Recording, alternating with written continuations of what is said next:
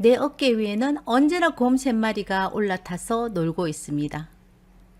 가뿐한 상태의 몸은 기억나지도 않고 무거운 어깨가 처음부터 내 어깨인 것처럼 알고 살았으니까요. 몸이 이 상태가 될 때까지는 얼마나 많은 신호를 보냈겠습니까? 너 이러다가 죽는다? 너 이러다가 죽는다? 너 이러다가 죽는다? 라고 그렇게 많은 신호를 보냈지만 무시하고 살았습니다. 이제는 제 몸도 한계가 왔나 봐요. 너무 아픈 거예요. 그래서 덕 마사지를 좀 받아서 피곤을 풀어볼까 하고 마사지 샵에 갔습니다. 관리사 사모님이 내 덩에 손을 닿는 순간 여태까지 아픈 것은 아픈 것도 아니야. 너무 많이 아픈 거예요. 머리에서 발끝까지 내가 힘을 줄 수 있는 부분은 모든 힘을 동원해서 참고 참아도 입에서는 진짜 아프다는 비명소리가 계속 흘러나왔어요. 덩에는 시퍼렇게 피멍이 이렇게 올라오고, 이건 꼭 영화에 나오는 그 매 많은 사람들이 있잖아요. 그런 사람으로 저는 변해가고 있었습니다. 마치고 나니까 움직일 때마다 너무 아파서 말이 막 저절로 아프다는 소리만 계속 나오는 거야. 아이고 아파, 아이고 아파. 그런데 하필이면 그때 우리 친정 오빠가 전화가 온 거예요. 여보세요, 이렇게 전화를 받아야 되는데 전화기를 들면서 아이고 아파라. 먼저 입에서 이렇게 나와서 오빠가 어디가 아프냐고. 아, 오빠 별일 아니야. 나 지금 사실은 하면서 보내준 사진 한 장이 우리 집을 팔칵 뒤집어 놓아 버렸습니다. 우리 오빠 아니랄까봐 성격은 어떻게 그리 급한지 내 말이 끝나기도 전에 남편에게 전화해서 내가 사람을 잘못 보고 살았느냐, 어떤 사람이 요즘에 마누라를 이렇게 때리고 사느냐, 내 동생이 무슨 잘못을 했냐, 이렇게 다짜고짜 막 따지고 소리 지르고 난리가 났었어요. 그런데 가만히 당하고 있던 남편은 억울할 거 아니에요. 도대체 왜 그러냐고. 형님 도대체 내인데 전화 와서 왜 이러냐고. 앉아 되려 또 소리를 지르고 웃으면서 아니라고 했다가 왜 그러냐고 화를 냈다가 집안이 엉망진창이 돼버린 거예요. 그리고 난 뒤에 나에게 도대체 무슨 일이냐, 무슨 일이기네 형님이 이렇게 난리를 떨었냐고 혼자 되려 나에게 소리를 지르는 겁니다. 사실은 오늘 내가 몸이 너무 안 좋아서 관리실에 가서 덩 관리를 좀 받았는데 덩이 이렇게 됐어. 이렇게 된 사진을 아까 아프다는 말에 오빠가 걱정하길래 마사지 받아서 이 덩이 이렇게 돼서 아프다는 뜻으로 사진을 보냈는데 오빠가 당신인데 내가 맞았는 줄 알았나 봐요. 그래도 그렇지 형님은 내가 사람을 때리는 사람이가 여태까지 알면서도 왜 그렇게 생각을 하는데, 와 진짜 형님 섭섭하다. 그러나 그건 다음에 얘기하고, 이거 무슨 몸, 이 몸이 왜 이래 됐노? 어디서 바닥끼네 이렇게 사람을 잡아놨는데 이렇게 심해서 뭐 아팠을 텐데 중간에 니는 그만둬야지 그냥 있었나? 미련스럽기는 사람이 참 미련스럽다. 내가 미련스러우니까 당신하고 여태까지 살았지. 내가 영악했으면 당신하고 안 살았지. 말이라도 못하면 내가 밉진 않아지. 거기서 그 말이 왜 나오노?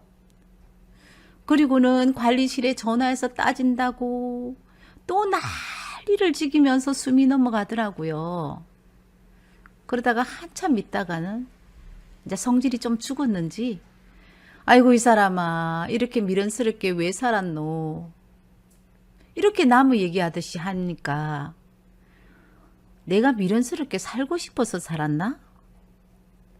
나도 이렇게 안 살고 싶어. 살다 보니까 이렇게 된 거 아니에요. 참 기가 차다듯이 남편은 그러고 밖에 나갔습니다. 그리고는 오빠인데 다시 전화를 해서 사실은 이렇게 해서 마사지를 받다가 저 몸이 저렇게 됐다. 그렇게 웃다가 변명하다가 그러면 또 오빠는 평소에 우리 동생을 고생을 시켰나 보다. 그러니까 등이 그렇게 됐을 거 아니냐고. 또 오빠는 난리를 지기고 그 모습이 옆에서 보니까 너무 우스운 거예요. 그리고 남편이 그렇게 당하고 있는 게 고소하다는 생각도 들었고요. 그래서 제가 옆에서 한마디 했죠. 전화기 옆으로 들려라고. 오빠야, 김서방이 평소에도 이렇게 나를 두들겨 팬데 내가 이렇게 많이 맞고 산다 아이가. 이 말에 우리 딸은 넘어갑니다. 엄마, 그런 거짓말 하면 안 돼요. 아빠는 세상 사람들 모두 때릴 수 있는 힘이 있어도 절대 엄마는 안 때리잖아. 우리 엄마 너무 웃긴다면서 딸아이는 뜨거운 수건을 갖고 와서 나를 마사지를 해줍니다. 비록 고생을 해서 시퍼런 몸이지만 이렇게 웃고 지나갈 수 있고 내 편인 아직 친정오빠가 있다는 데서 너무 행복했습니다. 우리 대부분 여자들이 내 몸이 아프고 내가 힘들고 그러면 남편 탓을 많이 하고 살잖아요. 오늘 저도 그랬습니다. 남편이 나를 때려서 이렇게 만들지는 않았는데 난 왜 남편에게 맞은 것처럼 아픈지 모르겠다는 마음이 들었습니다. 이건 남편은 조금은 알겠죠? 남편에게 당장 오라는 오빠도 있는데 나 지금 부산 갈까? 쓸데없는 소리 하지 말고 일찍 들어가서 자라고 합니다. 난 나처럼 이렇게 덩이 피멍이들로 이렇게 열심히 일한 사람들인데 꼭 말해주고 싶어요. 미련스럽게 참지 말고 내 몸은 내 스스로 관리해야 된다고요. 아파 보니까 정말 스럽더라고요. 우리 많은 여자분들은 마사지샵에 가면은 턱 마사지보다 얼굴 마사지를 훨씬 더 많이 받고 옵니다. 얼굴이 예뻐져야 하니까요. 그렇지만 오늘은 전 턱 마사지를 받고 왔습니다. 턱 마사지가 왜 필요한 건지 잠시만 말해 볼게요. 잘못된 생활 패턴과 올바르지 못한 자세 습관으로 인해서 우리 등은 쉽게 경직되고 근육이 뭉치는 경험을 우리는 많이 경험을 했을 겁니다. 이런 현상이 나타났을 때는 뭉친 근육을 마사지로 풀어주게 되면은 혈액순환을 개선해주고 통증을 완화시키는데 효능을 나타낸답니다. 꾸준하게 등 관리를 받게 되면 뇌에 충분한 산소를 공급해 주어 심리적인 안정감과 잘못된 체형을 올바르게 잡아줄 뿐 아니라 잠을 제대로 자지 못해 만성 피로와 일상생활 속에서 받은 스트레스로 인해 쉽게 경직되어 있던 어깨와 경추 부위의 근육을 유연하게 만들어 주어 문제성 피부 관리에도 큰 도움을 주고 심신을 안정시켜 준다고 합니다. 혈액순환이 원활하게 이루어지지 않을 때 목과 어깨 그리고 등 근육이 딱딱하게 굳어 있다면 얼굴이 커지게 되고 턱선이 늘어져 커 보이게 되는 경우가 생기며 등과 어깨에 뭉친 피로가 지속적일 경우에는 피부가 칙칙해 보이기도 합니다. 승모근과 기립근을 이완시켜 몸의 경락을 풀어주게 되어서 체내에 쌓인 독소와 노폐물을 배출시키고 혈액순환을 원활하게 도와주어 신체 기능을 향상시켜 줍니다. 또한 두통과 눈의 통증 완화, 생리통, 중추신경 이완, 체지방 분해, 두터운 목살 개선 등 여러 가지 효과를 얻을 수 있으며 뭉친 근육의 경직을 풀어 부드럽게 이완시켜주면 물론 활동 능력까지 강화시켜주는 효능이 있습니다. 꼭 관리실에 가시지 않아도 집에서 큰 타올을 깔아놓고 누운 뒤 오일을 등에 듬뿍 발라서 손으로 쓱쓱 문질러도 효과가 있습니다. 많이 피곤할 때 거실에서 부부가 서로에게 간단하게라도 하신다면 하루 피곤은 물론 사랑은 덤으로 가져가실 수 있답니다. 감사합니다.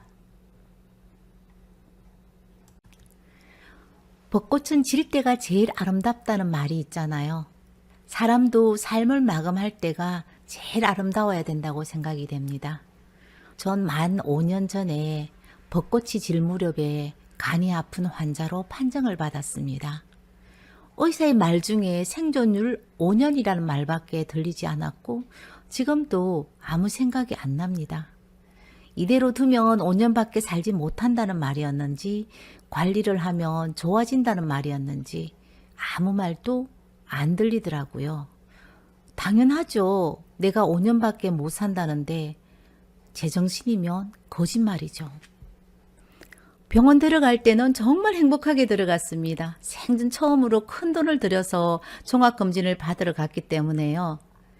조금은 흥분한 상태로 들어갔어요. 아, 나도 이제는 이렇게 큰 돈을 들여서 종합검진을 받을 만큼 여유가 생겼구나. 내 마음의 여유도 생겼구나. 그런데 나에게 무슨 일이 일어날 줄도 모른 채 그냥 기분이 좋게 그렇게 행복한 마음으로 병원에 들어간 건 사실입니다. 그런데 제가 병원문을 나올 때는 제 손에는 영어만 이렇게 빼곡하게 적혀 있는 알 수 없는 결과지 한 장만 달랑 들고 나오더라고요. 그때 병원 문 앞에 벚꽃나무가 한 그루가 있었는데 벚꽃이 질 때는 꽃잎이 떨어지면서 꽃술만 남잖아요. 그 꽃술과 잎사귀가 같이 피어 있었어요. 사실 활짝 핀 꽃보다는 예쁘지 않죠. 5년밖에 못 산다는 판정을 받은 사람이 안간힘을 다해서 매달려 있는 그 꽃술이 예쁘다는 생각에 한참을 보고 있었습니다. 남편이 어깨를 툭 칠 때 전 알았습니다. 제가 울고 있다는 사실을요. 난 저 꽃을 언제까지 볼 수 있을까? 봄이면 누구나 한 번쯤 가는 벚꽃놀이도 아직 한 번도 안 가보고 살았는데 내가 왜 이렇게 미련스럽게 일만 하고 살았을까? 나에게 진짜 잘못이 있다면 열심히 살았는 죄밖에 없는데 왜 이런 엄청난 병을 하늘은 나에게 주었을까? 그때부터 세상 모든 게 원망스럽고 후회가 밀려들면서 누군가 한마디만 하면 눈물이 저절로 주룩주룩 나더라고요. 옛날에 사랑으로 가슴앓이를 해본 사람은 알 거예요. 유행가 말들이 모두 내 얘기 같아서 더 슬펐잖아요. 그때 제 심정이 딱 그랬습니다. 세상의 모든 힘든 사람들의 사연들이 내 얘기 같았고 유행가 가사는 모두 내 마음을 막 후벼 파며 힘들게 하더라고요. 난 다음에 벚꽃을 볼 거라는 막연한 그런 기대 따위는 하지 않았습니다. 이 상태의 몸이라면 어쩌면 나는 벚꽃을 볼 수 없겠다는 생각을 했거든요. 그래서 지금보다 더 건강한 몸으로 다음에는 지는 꽃이 아니라 피는 벚꽃을 봐야겠다는 생각을 했습니다. 그래서 지금과는 다른 경험을 하면서 살기로 했죠. 사소한 것이라도 상관없었고요. 대단한 결과를 가져다 주지 않아도 전 괜찮았습니다. 꾸준하게 체중을 감량해 나갔고 이기적일 정도로 나를 중심으로 살았습니다. 아파 보니까 남편, 자식 다 필요 없어요. 자기 몸은 자기가 관리해야지 아픈 사람만 억울하더라고요. 체중이 100g 낮아질 때마다 오늘 또 감량에 성공했구나. 그리고 나에게 칭찬을 했습니다. 이렇게요. 우리는 매일같이 성공 경험을 하고 있다는 것에 감사해야 합니다. 내가 장사하는 사람도 아니고 사업하는 사람도 아니고 부자도 안 됐는데 무슨 성공을 했다고 그럽니까? 라고 말할 수 있겠지만 우린 매일같이 성공을 하고 살아갑니다. 아침에 시간 맞춰 일어나는 것도 성공이에요. 지각하지 않고 출근을 했는 것도 성공이고요. 주차선에 딱 맞게 주차한 것도 성공입니다. 저처럼 계획대로 하루 1시간씩 운동을 했다면 이것 역시 성공입니다. 이렇게 평소에 지나친 모든 것을 당연하게 생각하고 살아가는 것이 아니라 작은 것이지만 난 오늘 또 많은 성공을 했다고 자신에게 감사하다는 말을 한번 해보시길 바랍니다. 성공도 해본 사람이 할 수 있거든요. 아픈 후 제가 제일 많이 한 말은 오늘 또 난 성공할 수 있어서 고맙고 감사하다는 말입니다. 전 작고 사소한 성공을 쌓아서 건강하게 생존할 겁니다. 벚꽃은 3월 말에서 4월 초에 많이 핍니다. 아, 봄이다라고 이렇게 느낄 무렵에 피어서 며칠 동안 나무를 뒤덮었다가 꽃이 떨어지고 잎이 나면서 지는 꽃이기도 하죠. 그 화려하고 예쁜 모습을 잠시 세상에 드러내려고 추운 겨울을 참고 견뎠을 것 아닙니까? 꽃잎 색깔은 분홍색과 하얀색이 있는데 얼마나 또 예뻐요. 하지만 벚꽃은 억울해하지도 슬퍼하지도 않습니다. 짧지만 멋지고 화려하게 살 수 있는 것도 행복한 삶이라고 벚꽃은 우리에게 전해주려고 피었거든요. 모든 꽃에는 꽃말이 있습니다. 벚꽃의 꽃말은 아름다운 영혼, 정신적인 사랑, 삶의 아름다움, 삶의 덧없음, 그리고 부와 번영을 뜻한다고 해요. 갑자기 이 꽃말이 확 미워지네요. 부와 번영을 위해 내 몸이 망가졌는지도 모른 채 열심히 살았는 잘못밖에 없는 난 이 꽃을 계속 좋아해야 되나? 벚꽃을 지금이라도 좋아하면 내 삶이 아름답게 변할 수는 있을까? 이렇게 스스로에게 투정을 부려보지만 아니야. 비록 난 아픈 몸이 되어서 그래왔던 꿈을 사라졌다 해도 바보같이 살았다 해도 내 삶은 나름 괜찮은 삶이었어. 하지만 삶이 덧없다는 생각을 하게 되는 것은 나도 인간이니까 어쩔 수 없더라고요. 5년이라는 시간을 돌팔이 의사가 나에게 주었잖아요. 그럼 다른 사람 50년의 시간을 난 5년으로 확 압축해서 멋지게 살다 가기로 했습니다. 벚꽃은 바람에 휘달려 질 때가 이쁘고 아름답잖아요. 저도 내 생의 마지막 5년을 그렇게 보내기로 했습니다. 멋지고 아름답게요. 그리고 내 삶도 벚꽃이 질 때처럼 아름답게 살다 가려고 합니다. 오늘 출근을 하면서 벚꽃나무 가지를 손으로 이렇게 살포시 내려서 꽃잎을 보았거든요. 연분홍빛이 살짝 감도는 흰색 하트 모양 꽃잎이 5장이 있었습니다. 중앙을 이렇게 점으로 보면 그걸 중심으로 해서 바퀴 모양, 거미줄 모양으로 이렇게 퍼져 있더라고요. 붉은 수술대 여러 개가 꽃 중심에 이렇게 모여 있었고요. 꽃 한 송이 크기는 손톱 한 마디 수준으로 이렇게 작았지만 꽃가지가 이렇게 무리지어서 이렇게 피는 성격이 있나 봐요. 5송이, 6송이 이상 이렇게 한 곳에 소복이 모여서 그 화려한 모양으로 우리가 볼 수 있도록 이렇게 만들어 놨더라고요. 그 꽃들이. 벚꽃은 작은 꽃이 한 나무에 매우 많이 피는 꽃이거든요.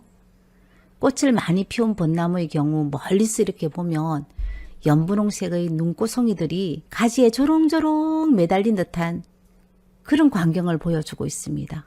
저도 오늘 아침에 그 광경을 보면서 아, 이 벚꽃이 나에게 선물을 주는구나 라고 생각을 했습니다. 올 한 해를 또 건강하게 잘 견뎌줘서 너에게 선물을 주마라고 이런 뜻으로 저는 해석을 했습니다. 그래서 오늘 아침은 정말 행복한 아침이었습니다. 작은 꽃 하나만 보면 정말 소박하고 예쁜 꽃이에요.